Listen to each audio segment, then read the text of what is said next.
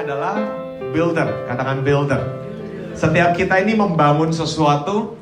Kenapa kita ini builder? Ya karena kita ini serupa, diciptakan serupa dengan Allah yang juga adalah builder, pembangun juga, saudara. Kita membangun sesuatu dalam hidup, Tuhan juga sedang membangun sesuatu di dunia ini. Dan setiap kita juga adalah bangunan-bangunan spesialnya Dia. Setiap kita adalah bangunan-bangunannya yang unik, yang memiliki ciri khas masing-masing. Setiap kita pasti berbeda, bangunannya seperti yang Tuhan mau. Nah saudara, saya menyadari kadang-kadang Tuhan itu, terutama dalam ketika kita mau membangun sesuatu dalam hidup kita, ketika kita sedang membangun sesuatu dalam hidup kita, seringkali saya mendapati Tuhan itu kayak semacam gini, saudara-saudara pernah ke IKEA nggak? Pernah ke IKEA, pernah beli barang nggak dari IKEA? Oh pernah nggak ya? Dari IKEA pernah ya? Pernah ya? Sering. Kalau saudara beli barang dari IKEA, saudara nggak akan temuin orang yang kayak di Carrefour atau Informa. Ada apa bu? Gitu kan. Ada ini. Kalau kamu mau ambil sendiri gitu kan di IKEA gitu kan. Lu mau apa? Lu cari sendiri. Ada di aisle mana, di row mana, di rak mana. Lu ambil sendiri. Kalau tinggi-tinggi lu bisa minta masnya turunin gitu kan ya. Tapi ya lu beli, lu ambil sendiri dari raknya. Setelah lu ambil, lu bawa pulang sendiri lagi. Bisa sih dikirim dengan biaya lebihan gitu kan. Bisa juga di-assemble sama dia dengan biaya lebihan. Tapi kalau saudara nggak mau kasih biaya lebihan, maka yang Anda terima hanyalah ya begitu gitu kan. Ranjang gede-gede, Anda cuma cukup bawa satu dus kecil gitu kan. Sampai di rumah Anda masih ngerakit sendiri gitu kan. Bener gak sih? Saudara pernah beli barang IKEA gitu ya? Sampai di rumah Anda masih assemble sendiri.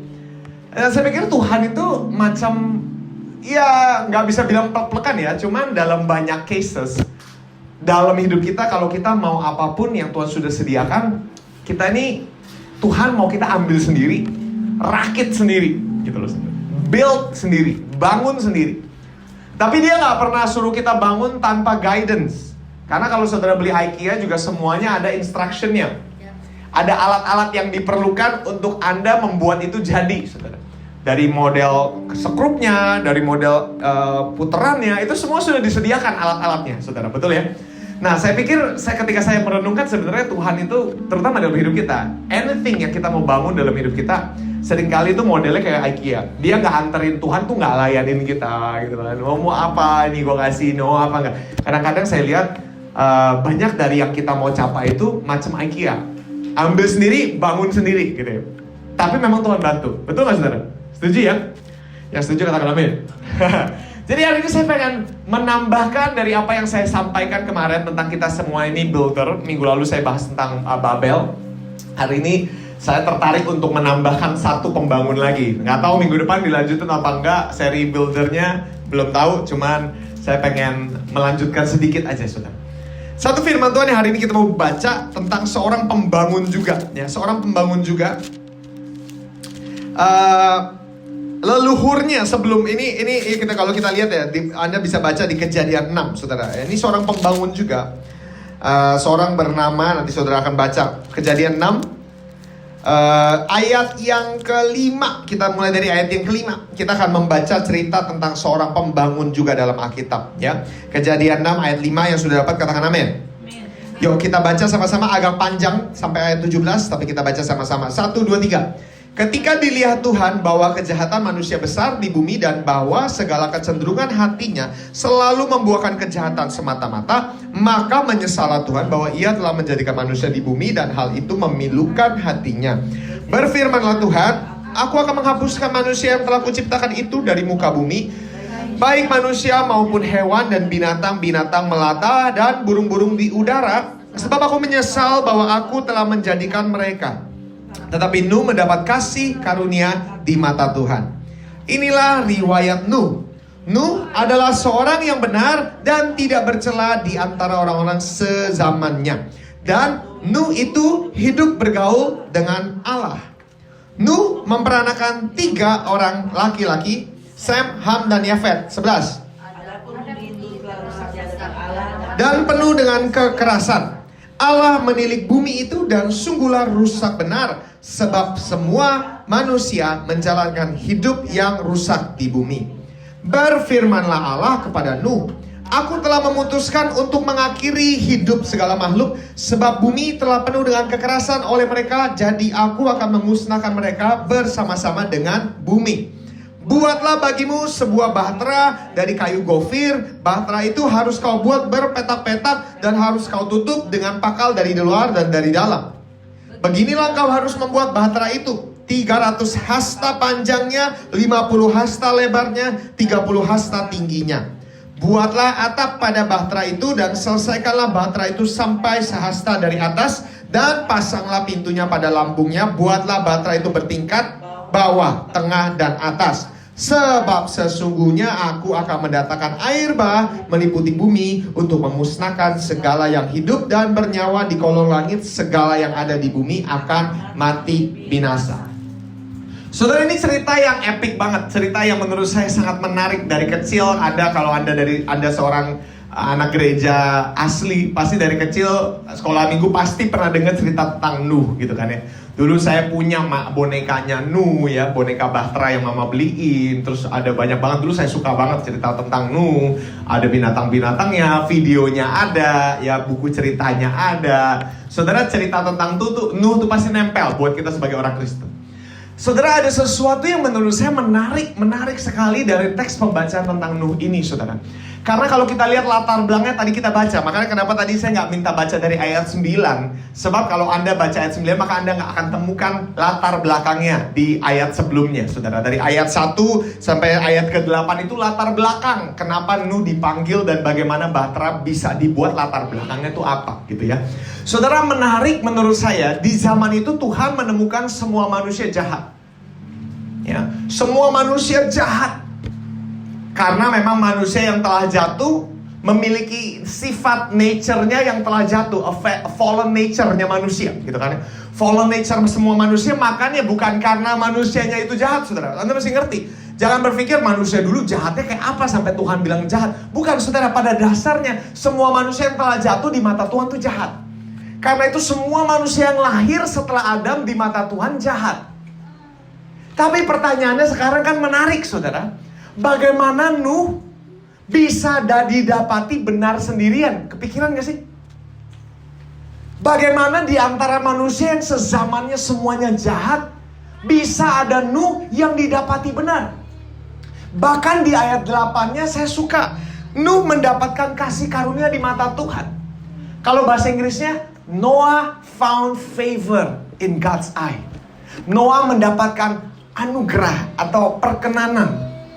Ya, katanya sama sebenarnya. Anda mau terjemahkan dengan anugerah, Anda mau terjemahkan dengan perkenanan, sebenarnya pakai kata yang sama dari kata Ibrani yang sama. Nuh mendapatkan anugerah atau Nuh mendapatkan perkenanan Tuhan. Pertanyaannya sekarang kan, yang jadi sesuatu yang ganjel di hati saya ketika saya baca ini, gimana caranya Nuh dapat perkenanan Tuhan? Dan saya percaya, saya setuju juga, saya mengerti. Yang namanya anugerah, favor itu diberikan cuma-cuma. Saya setuju. Saya percaya itu memang kedaulatan Tuhan untuk memilih Nuh, ya. Tapi saudara, saya juga percaya kalau ini ditulis, saudara, ada sesuatu yang setidaknya bisa jadi bahan pertimbangan buat kita. Ya. Bagaimana Nuh, seorang manusia di perjanjian lama, bisa mendapatkan anugerah? Itu gak masuk akal. Saudara dan saya sekarang bisa dapat anugerah karena apa? Saudara bisa jawab gak? Anda dan saya sekarang bisa hidup dalam anugerah karena apa? Karena salib Kristus. Karena salib Kristus itu aja. Pengorbanan Kristus yang buat Anda sekarang bisa dapat anugerah. Pertanyaan saya, kenapa dulu di perjanjian lama sebelum Yesus meninggal, mati di kayu salib meninggal. Sebelum Yesus mati di kayu salib, kok bisa manusia di perjanjian lama dapat favor dari Tuhan? Bukankah itu menarik, saudara? Bukankah itu sesuatu yang jadi kita pengen tanya sama Roh Kudus? To be honest, ketika saya lagi baca ayat ini, saya seperti didorong Roh Kudus untuk tanya. Saya tanya, Tuhan, kenapa Nuh bisa dapat favor? Kenapa Nuh bisa dapat favor? Sebenarnya bukan Nuh doang, ini cuma karena saya pilih aja cerita Nuh. Tapi kalau sudah lihat, banyak orang-orang dari perjanjian lama juga dapat favor yang sama. Metusalah contohnya. Betul ya? Pernah dengar Metusalah ya? dapat favor dari Tuhan. Abraham dapat favor dari Tuhan. Anda jangan pikir Abraham dapat favor karena dia beriman. Abraham itu dapat favor dulu di Ur Kasdim. Ur Kasdim itu apa? Negara, bangsa, orang kafir, penyembah berhala. Abraham dulu penyembah berhala. Kenapa bisa dipanggil? Itu kan sesuatu yang gak masuk akal. Dulu kalau saya baca ini, saudara, ini versi sudut pandang kacamata anak kecil, kacamata anak sekolah minggu. Kalau guru sekolah minggu selalu ngajarin gini, Nuh tuh baik orangnya, karena Nuh saleh, makanya Nuh dipilih Tuhan. Ya gitu kan. Kalau kita dari sekolah minggu diajar gitu. Makanya Nuh itu saleh orangnya, didapati benar dan tidak bercela, makanya dia dipilih Tuhan. Oh, saudara, terbalik loh. Karena kalau Anda lihat, dia dapat dulu anugerah, baru dia benar. Benar gak sih? Benar gak sih? Bukannya dia benar dulu, baik dulu, makanya Tuhan kasih anugerah. Benar gak sih? Kalau Anda baca teksnya gitu gak? Urutannya gitu ya, bukan terbalik kan? Anda gak baca Tuhan mendapati Nuh seorang yang benar dan tidak bercela di zamannya, maka Nuh mendapatkan anugerah Tuhan. Nah, kalau itu ceritanya beda. Kalau kayak gitu ceritanya, maka Anda bisa bilang di Alkitab, Anda bisa bilang statement begini, karena saya baik, saya dapat anugerah. Bener gak? Ya gak sih? Make sense gak sih? Agak membingungkan gitu. Tapi kalau saudara coba pikir baik-baik, Nuh bisa didapati benar, Nuh bisa didapati baik, karena dia dapat anugerah. Bukan sebaliknya loh, betul gak sih? Saudara, dulu kalau kita kacamata, balik lagi kacamata sekolah minggu, kita selalu berpikir, kalau lu baik, lu dapat anugerah. Kalau lu baik, lu dapat ini. Maka itu dari kecil kita punya paradigma bahwa kekristenan tuh bicara soal perbuatan baik. Semakin lu baik, semakin lu saleh, semakin lu dipakai Tuhan. Semakin baik, semakin saleh, semakin lu berurapan. Saudara, kita pikir yang jadi tolak ukurnya tuh kesalehan manusia. Makanya sebenarnya itu paling gampang diterima sama logika manusia, betul nggak? Kenapa? Karena semua agama ngajarin yang sama. Mau Anda bukan Kristen, mau Buddha, mau Islam, mau Katolik, ngajarnya yang sama. Kita perlu jadi orang yang soleh, rezeki anak soleh gitu kan. Semakin lu baik, semakin tinggi spiritualitas kita, betul nggak? Bener nggak sih? Yang kayak gitu lebih gampang masuk akal logika kita. Tapi saya bilang, kalau kayak gitu kekristenan gak ada bedanya sama semua agama lain. Boleh dengan berani saya katakan, saudara, kekristenan adalah agama yang berbeda dari semua agama lain. Kenapa? Karena ada faktor anugerah ini, saudara, yang tidak akan Anda dapati di agama lain. Agama lain semuanya tentang berbuat baik, kesalehan, kesolehan. Saudara, kekristenan gak pernah gitu. Bahkan berapa banyak yang sadar bahwa kebenaran adalah anugerah. Gak percaya? Anda nanti baca Roma 5 ayat 17. Kebenaran itu gift, karunia kebenaran. Manusia tidak dapat dibenarkan dengan perbuatannya sendiri. Gak bisa, saudara. Setuju gak ya? Setuju katakan amin. Amin. Yang gak setuju nganggut aja.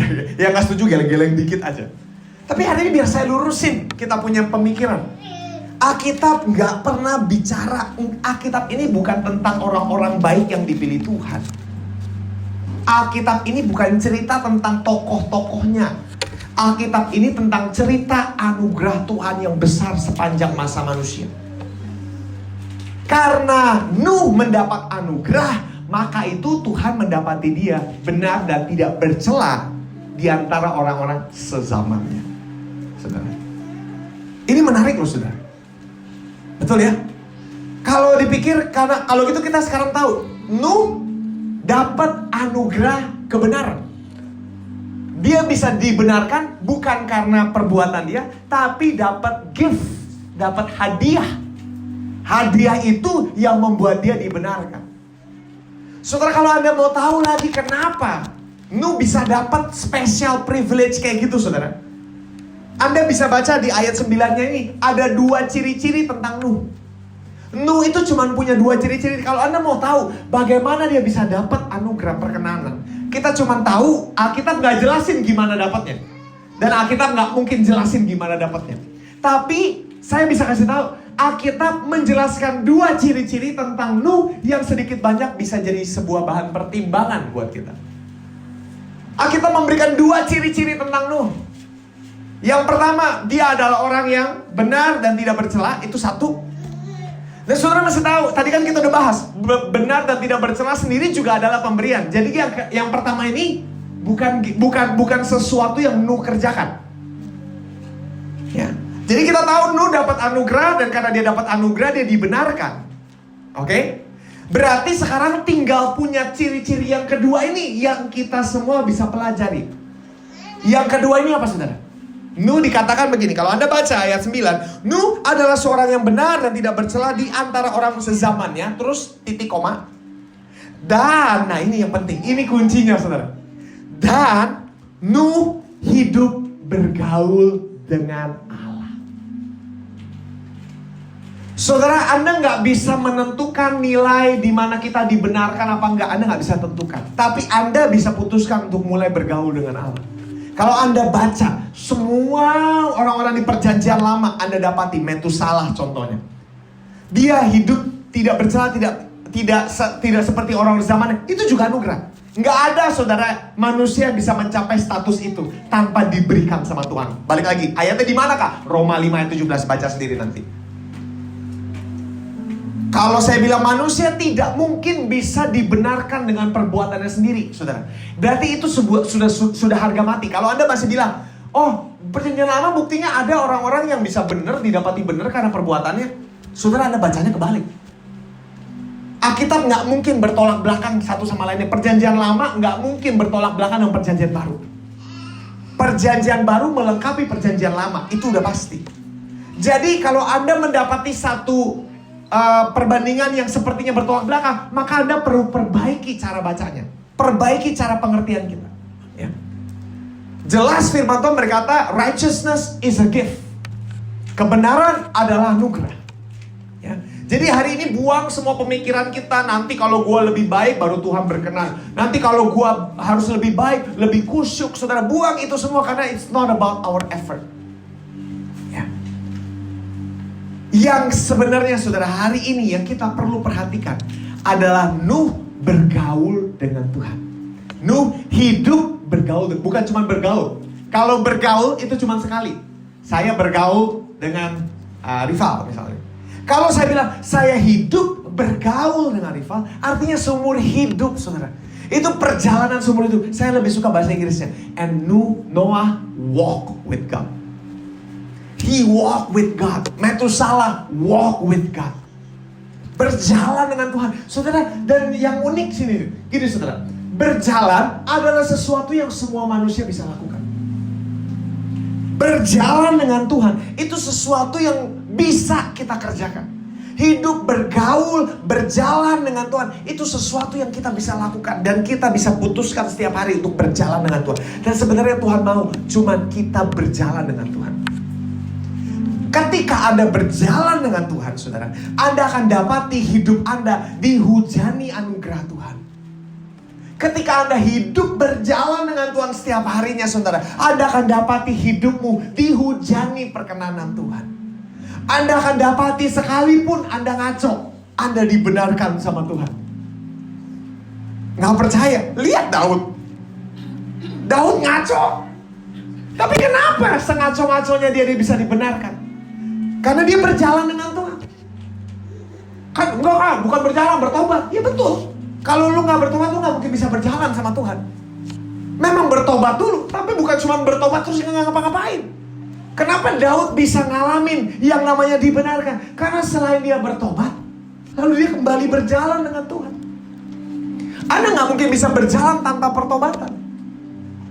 Pertobatan harus mengawali semuanya. Baru Anda bisa berjalan. Tapi pada dasarnya yang Tuhan require dalam hidup kita adalah hidup berdampingan dengan Tuhan.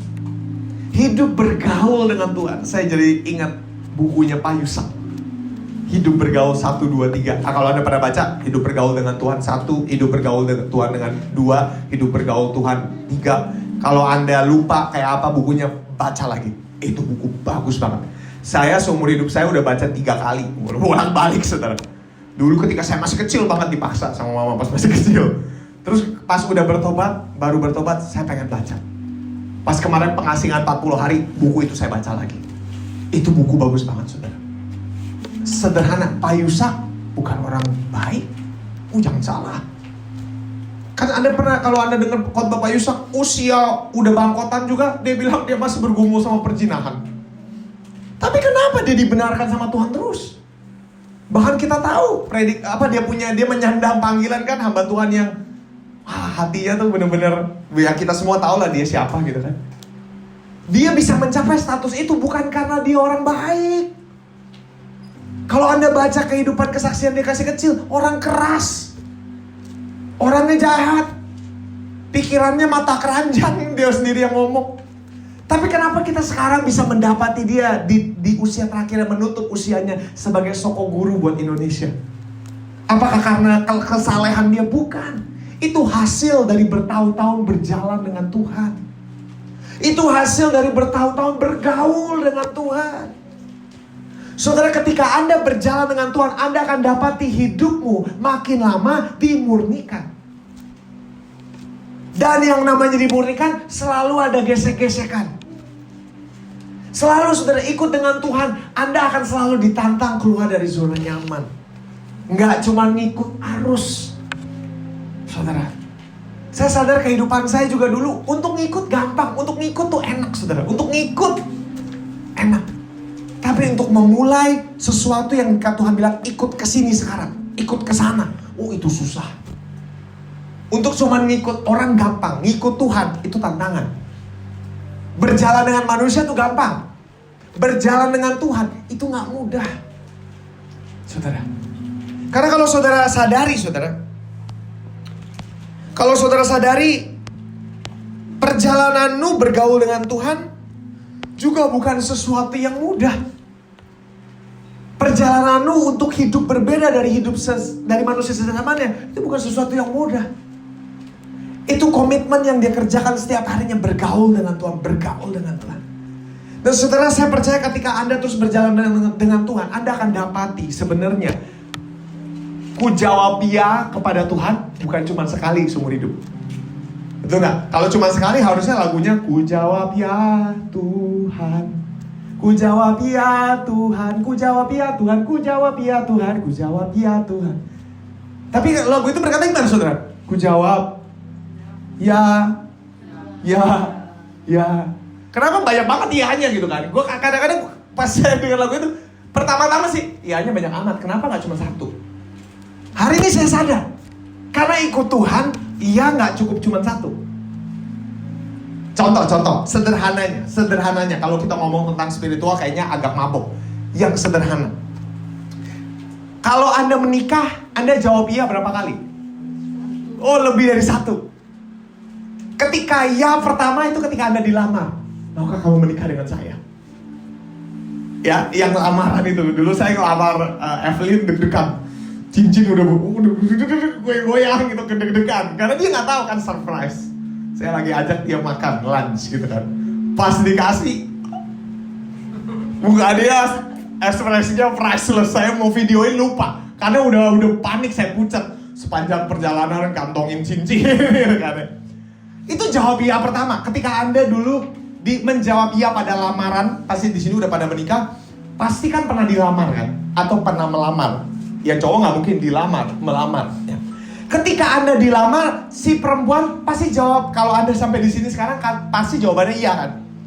Iya, itu iya yang pertama. Saudara sadar nggak sih? Iya yang pertama adalah iya yang naif. Bener nggak? Iya yang pertama adalah iya yang naif, sekali lagi. Kenapa? Karena Anda bilang iya tanpa tahu iya untuk apa. Bener nggak sih? Masuk akal nggak sih? Kalau yang udah menikah pasti ngerti. Ketika Anda bilang iya pertama, itu iya untuk sesuatu yang Anda belum tahu. Iya dulu pokoknya. Iya. Iya, karena cinta. Iya yang pertama tuh untuk iya untuk sesuatu yang, iya untuk sebuah misteri di depan yang Anda gak akan tahu. Iya berikutnya adalah iya ketika Anda menghadapi realita yang tiba-tiba menampar mukamu di depan. Itu iya yang berikutnya. Dimana kita masih mau gak terus pertahanin? Iya lagi. Ngelihat kayak gini, realitanya gini, iya lagi gak? Bener kan kalau pernikahan gitu kan? Saudara, seindah-indahnya pelangi, bukan? Seindah-indahnya nanti hubunganmu dibangun seperti apapun, saudara. Setiap kita ketika dalam lamaran pasti punya fantasi, realita, mimpi sendiri. Wah, nanti begini, nanti begini. Ketika menikah, realitanya beda lagi. Disitulah tantangannya. Mau lagi nggak? Bener nggak? Ini kan contoh. Ini contoh. Betul ya, saudara? Ketika contoh deh. Ketika saya mau bilang sama istri saya juga, kita mau punya anak Agustus tahun lalu. Juli tahun lalu lah. Pulang dari pelayanan AOC Jawa Timur semuanya, pulang-pulang kita bilang, punya anak yuk. Iya, ayo. Itu yang naif. Iya saya dan istri saya dua-duanya sama-sama mau naif, tapi tahu naif maksudnya ya? Iya, tahu sih di depan ada apa, tapi nggak tahu-tahu banget. Iya, tapi untuk sesuatu yang kita belum tahu, benar nggak sih? Sekarang ketika udah ada buahnya di tangan kita, itu keputusan setiap hari.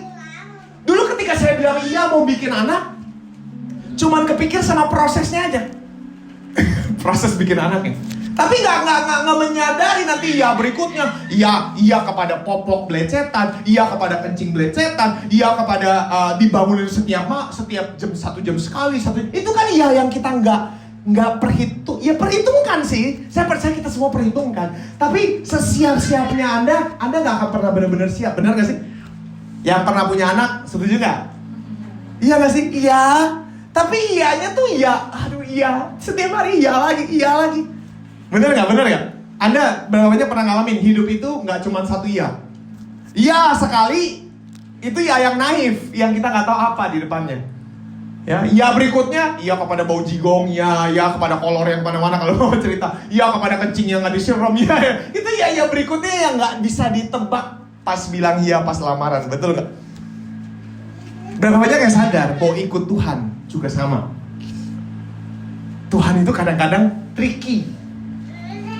Kita yang pertama adalah ketika kita bilang, aku mau Yesus juru selamat saya. Itu pertama. Tapi yang naif. Karena kita nggak ngerti dan nggak pernah bisa siap untuk proses pemurnian yang berikutnya Tuhan tawarkan. Pertama adalah saya mau ikut juru selamat saya. Yang kedua adalah untuk proses pemurnian kekristenan. Yang kedua adalah untuk pikul salib lagi. Untuk sangkal diri setiap hari. Itu yang kita nggak sadar ketika kita bilang di kolam baptisan kan. Bener nggak? Ikut Tuhan yang pertama. Makanya lagunya iya gitu. Dan seumur hidup Anda, saudara, Anda akan dapati banyak yang Tuhan akan tuntut dalam hidup kita. Tapi balik lagi, Tuhan tuh nggak pernah maksa. Makanya kenapa banyak orang Kristen kok nggak ngalamin pemurnian? Karena dia menolak untuk masuk dalam proses. Gimana cara nolak proses? Gampang, kompromi aja. Toleransi sama semua yang kamu masih suka dari hal-hal dunia. Kamu dengan otomatis menolak proses Tuhan. Tapi bukan artinya proses Tuhan gak jalan. Tetap jalan dengan caranya yang kita gak akan ngerti, tapi lama dan makan waktu lebih panjang. Waktu kita terbatas, Tuhan gak terbatas. Saudara ngerti ya? Berikutnya adalah pada proses pemurnian. Makanya untuk ngomong aku mau ikut Tuhan, itu satu hal. Tapi untuk ngomong pada pemurnian kekristenan, itu yang dalam sebenarnya. Dan itu yang sebenarnya bikin kamu ngalamin kepuasan dalam kekristenan. Yang awal tuh cuman tapi berikutnya adalah komitmen. Yang pertama adalah keputusan. Yang berikutnya komitmen, dedikasi. Benar gak sih? Yang kedua itu yang spesial. Ketika kita ditantang untuk ikut jalan Tuhan, yang kadang-kadang serem Tuhan. Yang kedua adalah ketika Anda ditantang memberikan yang lebih dari yang Anda pernah berikan. Itu berikutnya. Yang kedua untuk hal-hal yang Anda gak paham dalam hidup. Dan itu selalu setiap hari ada, saudara. Setiap musim lah, saya mungkin gak bilang setiap hari, tapi setiap musim pasti ada berikutnya. Mau nggak? Ya. Ya, yang pertama buat murid Yesus adalah ketika Yesus tanya, mau gak kamu jadi penjala manusia? Iya, ngerti gak? Kagak. Ketika murid-murid itu 12-12 ikut Yesus, diajak ikut Yesus, mereka jawab iya. Karena mereka berpikir, Yesus Mesias, bakal jadi raja, gue Perdana Menteri. Bayangan mereka Yesus akan menjungkir balikan ke Kaisaran Roma gitu kan. Iya, ayo ikut deh. Iya, yang berikutnya kapan saudara? Ya, berikutnya adalah ketika mereka harus menyaksikan Yesus Mesias mereka mati di kayu salib. Semua impian, harapan, kepercayaan mati digantung di kayu salib. Itu ya yang kedua. Ya berikutnya apa lagi? Ketika mereka disuruh nunggu Roh Kudus, gak tahu kapan, gak dikasih tahu berapa lama. Itu ya yang kedua. Ya yang berikutnya apa? Ya ketika mereka harus pergi memberitakan Injil, mengerjakan tugas Yesus. Ya ketika orang-orang yang bukan Farisi mulai bergabungan dengan tubuh Kristus. Ya berikutnya banyak saudara. Tapi semua dimulai dari ya pertama. Tapi gak cuma satu ya dalam kekristenan saudara. Banyak ya. Buat Nuh apa? Ya yang pertama buat Nuh adalah mau berjalan dengan Tuhan. Itu ya yang pertama. Ya yang kedua apa? Bangun bahtera. Hah? So bisa bayangin gak sih kalau jadi Nuh? Nuh, suatu hari Nuh lagi doa, berlutut, lagi berdoa, tiba-tiba Tuhan ngomong, Nuh, ya Tuhan, ya Tuhan, aku mau kamu bangun bahtera. Bangun apa? Soalnya masih ngerti dulu orang manusia belum pernah bangun perahu, nggak tahu perahu itu apa, nggak tahu bahtera itu apa. Nuh, kamu bangun bahtera. Bangun apa?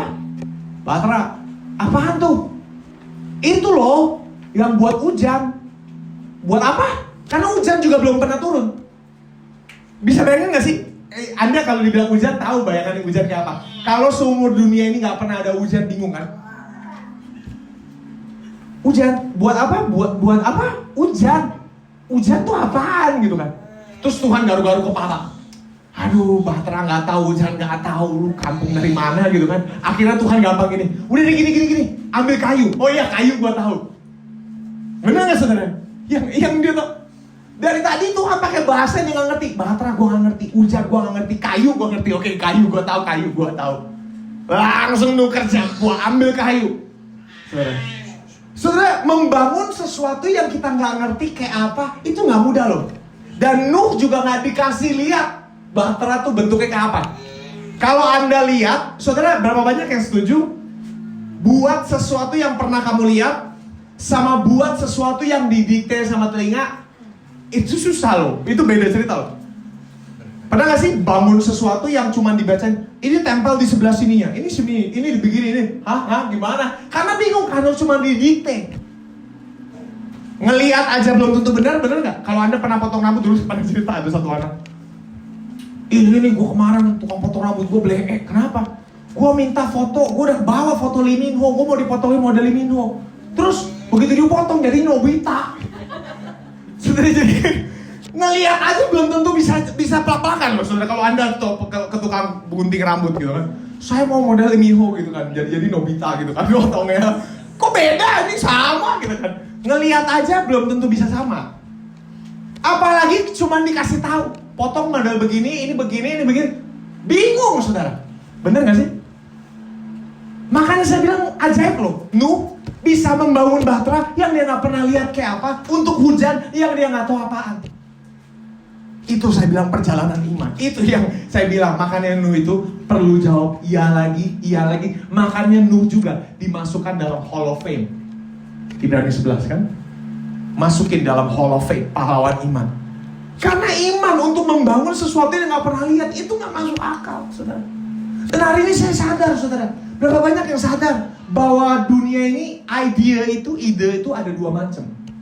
Good idea sama God idea. Betul gak?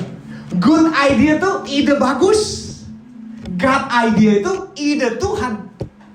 Bedanya apa? Jangan Anda pikir karena itu good idea maka itu God idea. Belum tentu. Nggak semua yang good itu dari God. Nggak percaya? Masih ingat gak Hawa? Kenapa bisa jatuh? Karena dia memandang buah itu good. Nggak semua yang good itu dari Tuhan. Tapi semua yang dari Tuhan pasti good. Ya, jadi ada kategori baru dari good tuh. Saudara ngerti ya? Bedanya apa saudara? Saya sadar bedanya good idea sama God idea apa? Saudara dengar baik-baik. Yang namanya good idea mengandalkan intelek kita. Kepintaran, kecerdasan, pengetahuan, pengertian, wawasan, channel, ya, relationship, itu tuh good idea. Semua yang berasal good idea tuh butuh itu semua. Kalau yang dari God idea cuma butuh satu. Walaupun memang semua itu tergabung di dalamnya. Saudara mau tahu apa? God idea butuh iman. Itu aja. Good idea butuh intelektual.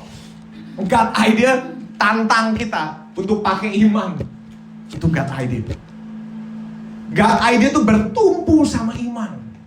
Ketika Nuh disuruh bangun Bahtera, itu God idea, bukan good idea-nya Nuh. Dan semua itu berdasarkan apa, saudara? Ketika dia berjalan dengan Tuhan, dia sudah melatih untuk mendengar suara Tuhan. Saudara, saya sadar ketika Anda berjalan dengan Tuhan, dia pasti bicara sama kamu. As you walk, He will speak. Pasti. Tapi kalau Anda nggak jalan sama Tuhan, Anda susah dengar. Kenapa? Karena dia di mana, kamu di mana. Nggak bakal sinkron.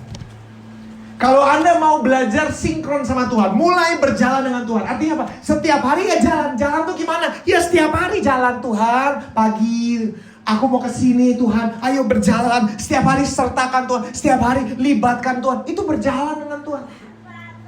Setiap hari ada firman yang kamu baca menjadi penuntun hidup kamu. Setiap hari ada waktu yang kamu spend sama Tuhan. Itu berjalan sama Tuhan. Simple, sederhana. Dan ketika Anda berjalan, Anda pasti mendengar. Kalau Anda nggak dengar apa-apa, yang salah bukan karena kamu kurang rohani. Yang kamu perlu lakukan kalau Anda nggak bisa dengar suara Tuhan, bukan untuk menjadi lebih, bukan dengan cara kayak gini. Gimana saya bisa dengar Tuhan? Caranya bukan dengan cara jadi lebih spiritual, bukan. Gimana cara dengar suara Tuhan? Simple. Anda turunin volume yang lain. Karena Tuhan bicara tuh whisper kadang-kadang. Pelan, tenang. Kalau hati kita nggak tenang, nggak bisa dengar. Gelisah, khawatir, badai, proses pergumulan. Biasa itu kan yang teriak lebih banyak di batin kita nih. Nggak percaya, nanti ada waktu diem, tutup mata di tempat yang sunyi. Tutup mata aja. Coba dengerin suara hati.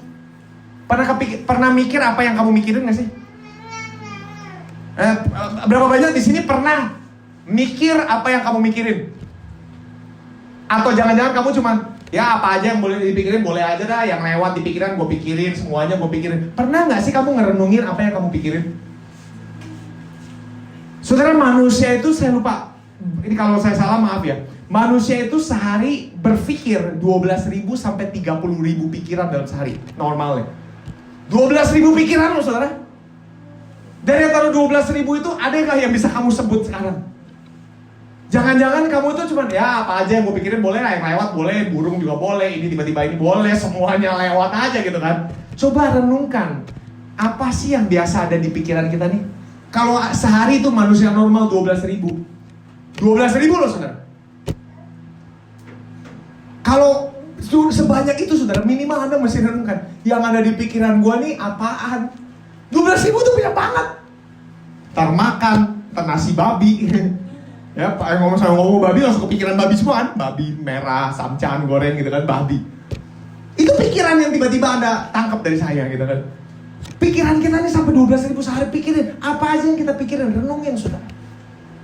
Dan suara itu bayangin gimana kita bisa belajar dengan suara Tuhan. Kalau ketika kita lagi doa, kita biarkan 12.000 pikiran itu bicara semuanya. So bisa bayangin gak sih kalau kita lagi di stadion bola semuanya ngomong A. Wah, gak ada yang kedengaran apa-apa lagi. 12.000 orang ngomong. Nah, bayangin dalam pikiran kita 12.000 orang gimana mau dengar suara Tuhan. Kecuali kita belajar seni untuk menenangkan hati kita. Makanya di Mazmur tuh selalu ada kata selah, selah, selah. Betul gak? Renungin dulu, berhenti. Renungin dulu, berhenti. Renungin dulu. Makanya kenapa waktu itu Tuhan juga mulai dari zaman kapan tuh, dari masa kapan Tuhan minta saya baca Alkitab sehari 1 pasal, tapi panjang. Ngerenungin apa yang saya baca. Telah apa yang saya baca. Ya. Coba dikaji, coba dimakan, coba dicerna apa yang saya baca. Itu yang Tuhan dulu suruh saya. Bukan artinya sekarang saya minta semua satu pasal aja, enggak ya. Kalau Anda biasa 5, ajar 5. Enggak selalu satu, kadang-kadang lebih saudara. Tapi itu Tuhan yang taruh di hati saya. Mulai kaji, mulai belajar, mulai ngerenungin saudara. Nah ketika Anda dalam perenungan, ketika Anda dalam meditasi ya dari Tuhan tuh beda ya. Kalau saya bilang meditasi itu bukan artinya isi pikiran, tapi bukan mengosongkan pikiran, tapi mengisi pikiran dengan Kristus. Ketika Anda belajar menenangkan badai hatimu, Anda akan selalu tangkap suara Tuhan. Dan kalau Anda bangun, kalau kita bilang kita sekali lagi kita nih builder, sama seperti itu, kita perlu belajar untuk membangun dengan cara menangkap suara Tuhan. Ya. Saudara baca Ibrani 11 deh. Ibrani 11 ayat 7. Ibrani 11 ayat 7 firman Tuhan berkata begini, karena iman maka Nuh dengan petunjuk Allah tentang sesuatu yang belum kelihatan, dengan taat mempersiapkan bahtera untuk menyelamatkan keluarganya, dan karena iman itu ia menghukum dunia dan ia ditentukan untuk menerima kebenaran sesuai dengan imannya. Nah, keren menurut saya. Dan saudara, Tuhan nggak akan ngasih kita sesuatu yang kita nggak ngerti bikinnya gimana. Sederhananya gitu. Walaupun kelihatannya susah, tapi Tuhan kasih tahu. Kayak tadi saya bilang, bahtera tuh apa? Untuk hujan tuh apa? Akhirnya Tuhan bilang, ya udah ambil kayu gua tahu. Ya udah mulai dengan apa yang kamu tahu. Tahu kayu kan tahu, ambil kayu, mulai patok sini, palu sini, palu sana. Setiap hari dia didikte sama Tuhan, bikinnya bagaimana? Sehasta ini Tuhan tuh detil kan, kasih rinciannya. Lalu ditambah, saudara, ditambah. Setelah udah mau jadi, Tuhan ngomong gini, abis itu sekarang gua minta kumpulin binatang, sepasang. Gimana, saudara, ngumpulin anak TK aja, anak sekolah minggu tanya rival, dua, susahnya minta ampun, apalagi binatang. Burung sini, gitu kan. Ketika kalau saya jadi ayatnya memang tulisnya gitu, pergilah kumpulkan binatang. Kalau saya jadi tunggu bentar, gimana cara gue komunikasi sama binatang? Bentar, gimana? Kalau saya jadi mungkin saya protes. Saudara, bener gak? Kalau gak percaya baca nih saudara, ayatnya nih saudara. Ya, ayat 9 saudara baca. Udah jadi nih, udah mulai jadi kayaknya. Saya gak tahu nih udah jadi atau belum. Ayat 9. Mana nih? Kok ini udah jadi? Belum. Oh ini ayat pasal 6. Ya, pasal 6 terus saudara baca. Nih ayat 16. Dan dari segala yang hidup, dari segala makhluk, dari semuanya haruslah engkau bawa satu pasang. Nuh disuruh bawa satu pasang. Kalau saya jadi Nuh, saya tengking dulu itu suara. Tolak dalam nama Yesus. Gak mungkin Tuhan suruh gue bicara sama binatang. Tapi Nuh saudara, saya gak dapet itu. Nuh bilang tunggu. Dia gak gitu. Dia denger, iya dulu, mikir nanti. Iya dulu kan. Iya. Tapi saudara kan lihat, pokoknya Nuh sekarang jadi kalau Anda mulai lagi kerjain betul-betul bilang, terus bawa semua sepasang, bawa. Kalau saya akan stres sambil malu yang lain, stres. Tapi saya sadar hari ini saudara, pada akhirnya walaupun memang Tuhan suruh Nuh yang bawa, tapi pada pelaksanaannya binatang itu bukan Nuh yang bawa, didatangin dua. Saudara, kalau Anda pernah nonton film Noah, itu menurut saya kurang lebih ya 11-12 ya, ada yang bilang itu itu sesat, ada yang gak sesat. Ya sesat enggak, cuman dia mendapati dramanya saudara. Dia dapat warna dramanya. Ketika Nuh bingung gimana cara bawa ini dua-dua gimana. Kalau saudara pikirin, ya kan bingung kan. Saya siapin anak untuk bawa pik aja susahnya minta ampun. Ini suruh binatang dua-dua semut gitu kan. Saudara gimana caranya? Suruh bawa dua-dua gimana caranya? Tapi saudara lihat, ketika Nuh setia mengerjakan yang dia tahu dia kerjakan, ya. Kalau Pastor Chris misalnya disuruh Tuhan sesuatu yang lu gak ngerti gimana? Kerjain yang lu ngerti. Sembari percaya Tuhan bukain jalan berikutnya. Kenapa? Karena lu kerjain aja yang dia ngerti. Iya bro, gue gak tahu udah gimana bicara sama binatang. Tapi ketika dia kerjain, setengah jadi, mulai jadi, Tuhan sendiri mendatangkan dua-dua, saudara. Kenapa Tuhan bisa mendatangkan dua-dua? Menurut saya, saudara, ini yang kita masih ngerti. Setiap makhluk ciptaan Tuhan, itu dipasangin antena suara Tuhan. Lah kalau binatang aja bisa dengar suara Tuhan, masa kita manusia yang ciptaan yang lebih tinggi kastanya nggak bisa dengar suara Tuhan? Nggak masuk akal. Kalau saudara bilang binatang mana bisa dengar suara Tuhan? Ya kalau nggak dengar gimana dia bisa berjalan dua-dua? Itu pasti dia dengar suara Tuhan. Binatang aja punya antena, bisa dengar suara Tuhan tuh. Binatang disuruh tunduk dia. Kenapa dia binatang tuh lebih taat sama Tuhan dibanding kita loh. Makanya binatang kalau lihat kita sebel kan.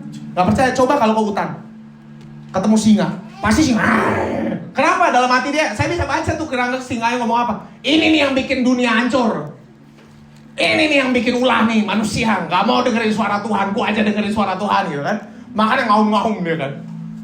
Binatang aja bisa dengar suara Tuhan, saudara. Karena itu saya yakin setiap kita memang pre-wired. Kita nih udah dipasangin antena untuk dengar suara Tuhan. Nggak ada kan saudara, binatang tuh ada syamannya sendiri, nabinya, imamnya sendiri. Nggak ada. Semua binatang bisa dengar suara Tuhan. Lah kalau semua binatang aja bisa dengar suara Tuhan, saya percaya manusia juga sama. Bukan cuma orang yang punya spesial panggilan khusus. Enggak, semua bisa. Tinggal belajar ngecilin volume lainnya. Itu loh saudara. Amin. Kita perlu belajar dengar. Belajar dengar. Seperti Nuh disuruh bangun bahtera, belajar denger-dengeran. Saudara kalau beli barang IKEA, begitu sampai di rumah, yang pertama kali Anda lakuin apa? Siapa di sini? Menurut saya ada dua jenis, ada dua golongan manusia sih. Golongan yang pertama ini golongan manusia yang kayak saya, menurut saya yang paling normal. Ketika beli IKEA, barang IKEA, buka dulu barang IKEA-nya, ambil dulu buku instruksinya, baca dulu, lihat, baru bangun. Tapi ada golongan antik yang kedua, yang kayak istri saya. Begitu dapat apa, dia nggak baca, langsung keluarin, langsung bikin. Kayak salah satu jemuran piring saya, itu dia yang bikin tuh. Saya lagi bikin meja dulu, pas baru pindahan, semuanya beli barang dari IKEA, meja makan, sofa aja dari IKEA, gotong-gotong sendiri, saudara. Itu susun sendiri, bikin sendiri itu sofa, saudara. Nah istri saya bikin jemuran piring tanpa melihat instruksi. Jadi nggak? Jadi. Tapi kelupaan satu tiang dan sampai sekarang nggak dipasang-pasang. Ini buat apa ya? Begitu dijadi, ini buat apa? Lu nggak baca gitu kan. Itu golongan manusia. Siapa yang golongan kayak saya? Baca dulu instruksi. Siapa yang golongan kayak istri saya? Oke, ada kan? Itu golongan antik tuh. Nggak baca, langsung aja baca ribet, langsung aja bikin gitu kan. Kurang lebih tau lah gimana gitu kan. Ya saudara, kalau untuk barang IKEA sih normal, nggak apa-apa, itu lucu-lucu aja, nggak masalah lah saudara, nggak masalah kalau Anda nggak baca instruksi boleh. Tapi nggak lucu kalau hidup kamu perlakukan kayak gitu, tanpa instruksi dari Tuhan. Oh bisa aja, ternyata satu sekrup lupa gimana, bingung kan? Udah mendingan kalau ikut Tuhan, percaya sama instruksinya, nggak ngerti kan? Udah baca aja, walaupun kurang lebih kita ngerti, merasa udah tahu, tetap andelin Tuhan saudara, andelin instruksinya. Jangan keminter, jangan jadi antik, saudara. Ya, baca instruksi Tuhan, makanya dikasih lah Alkitab gitu kan. Ya. Karena itu saya berdoa saudara, terutama di masa-masa seperti ini, belajar jalan sama Tuhan. Jalan. Yang paling sederhana sebenarnya khotbah saya hari ini tentang apa? Jalan dengan Tuhan. Beraktivitas dengan Tuhan. Libatin Tuhan dalam segala hal. Ya, kalau Anda baca sebenarnya sederhana banget kok. Ya. Hidup bergaul dengan Tuhan. Ya, nanti kalau ada waktu Anda lagi senggang, bacalah hidup bergaul dengan Tuhan lagi. Anda baca lagi tetap itu kaya saudara, kaya sekali pelajaran firman Tuhan. Sederhana. Dulu ketika saya masih ingat tuh awal-awal, tengah-tengah lah. Ketika saya udah mulai KKR kemana-mana juga ngikut mama. Saya masih ingat ada satu malam saya ngomong sama mama, Mas saya merasa stuck kekristenan saya. Saya stres dulu pergumulan saya cerita sama mama. Mama, saya ingat mama cuma ngomong gini, udah lu jangan dengerin yang boten-boten deh. Jangan dengerin khotbah yang berat-berat. Dengerin payusak aja. Mama dulu ngomong gitu. Bener saudara, ketika dulu saya suka banget. Ya kadang-kadang kalau dengerin Pak Yusak saudara khotbah, cetek, sederhana, bener-bener adem, tapi dalam saudara. Karena dia ini bukan orang yang tinggi teologianya, bukan. Beliau ini orang yang hidupnya cuma tahu satu, hidup bergaul karib dengan Tuhan, itu doang. Hidup bergaul dengan Tuhan. Sebenarnya kan dia juga adalah pendeta yang pertama di Indonesia yang mempeloporkan bicara sama Roh Kudus, bicara sama Roh Kudus. Kalau Anda tahu sejarah di Indonesia, salah satu hamba Tuhan yang paling influencing, Pak Yusak Cipto. Dulu pendeta yang paling terkenal, nih konon sejarahnya dulu konon. Paling terkenal pas zaman keemasan gereja tuh dua hamba Tuhan paling terkenal, Bu Win sama Pak Yusak. Bu Win terkenal dengan pertobatannya, Pak Yusak terkenal dengan Roh Kudus, bicara sama Roh Kudus, ngobrol sama Roh Kudus. Dulu itu tuh asing buat orang Kristen. Kalau Anda sekarang udah biasa kan dengar ngobrol sama Roh Kudus. Dulu buat orang Kristen, ngobrol, kayak apa, Roh Kudus bisa bicara, gimana caranya? Itu asing buat kita orang Indonesia dulu. Tapi sekarang Anda dan saya belajar untuk berjalan karib dengan Tuhan, mengikuti jejak beliau sebenarnya kan. Kalau Anda bingung gimana berjalan dengan Tuhan, saya kasih saran, baca bukunya saudara. Sederhana banget. Hidup bergaul dengan Tuhan. Itu kayak baca biografi. Dulu saya kecil baca aja, saya suka banget. Hidup bergaul dengan Tuhan. Dari situ Anda menyadari ada pintu kekristenan yang kita gak pernah sadar sebelumnya. Kalau kan cuma main gereja-gerejaan, ibadah-ibadah doang, Anda gak masuk dalam kedalaman. Dan itu saudara menurut saya yang paling indah dan kekristenan. Hidup berjalan dengan Tuhan, hidup bergaul dengan Tuhan. Setiap hari saudara mulai dengan Tuhan, mulai bercakap-cakap dengan Tuhan, mulai ngobrol, mulai sertakan dia. Mulai belajar ambil waktu kosongnya dengar suara Tuhan. Ketika Anda berjalan dengan Tuhan, Anda pasti dipimpin sama Tuhan. Amin saudara ya. Mari kita berdoa, mari kita bangkit berdiri, kita berdoa.